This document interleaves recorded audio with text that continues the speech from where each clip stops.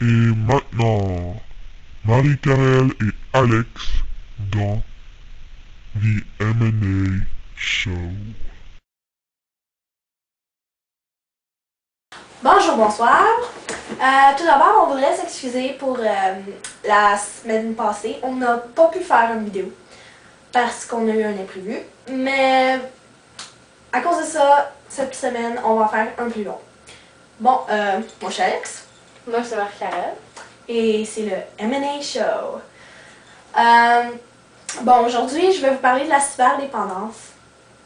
Moi, je vais vous parler des sortilèges, la magie. D'accord, alors commençons par la cyberdépendance. La cyberdépendance, pour ceux qui ne le savent pas, c'est quand quelqu'un est accro à l'ordinateur. Cela touche surtout les moins de 25 ans.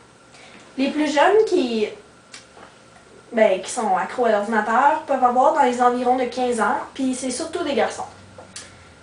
Un jeune sur 4 est accro aux jeux vidéo sur l'ordinateur. En 2005, un test a été fait par Réseau Éducation Média. Ils ont testé sur des 6e années du primaire pour voir leur temps d'ordinateur.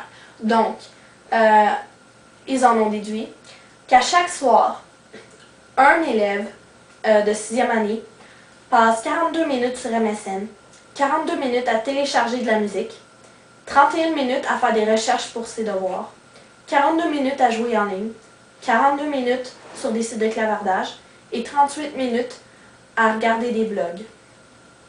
Un des sites favoris des jeunes Québécois entre 13 et 17 ans, c'est Do You Look Good. La cyberdépendance peut nous affecter autant que notre entourage. S'entraîne aux échecs scolaires, s'entraîne à la rupture sociale, aux changements psychologiques et d'humeur. Par exemple, ceux qui vont être accros à l'ordinateur peuvent ressentir des sentiments de vide, de l'agressivité et même peuvent commencer à mentir à leur entourage. Ensuite, il y a les changements physiques. Par exemple, les troubles de sommeil et d'alimentation, des migraines, des mal de dos, et certains peuvent même souffrir du syndrome du canal carpien.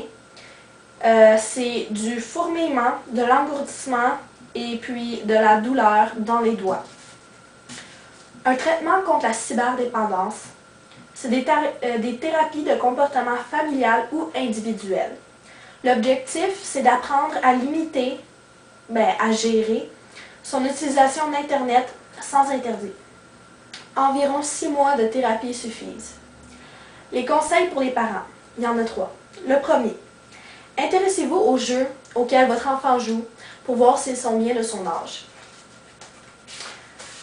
Le deuxième conseil, activez les contrôles de temps de jeu installés par certains éditeurs. Et finalement, placez l'ordinateur dans une pièce à vivre pour éviter l'isolement. C'était la cyberdépendance.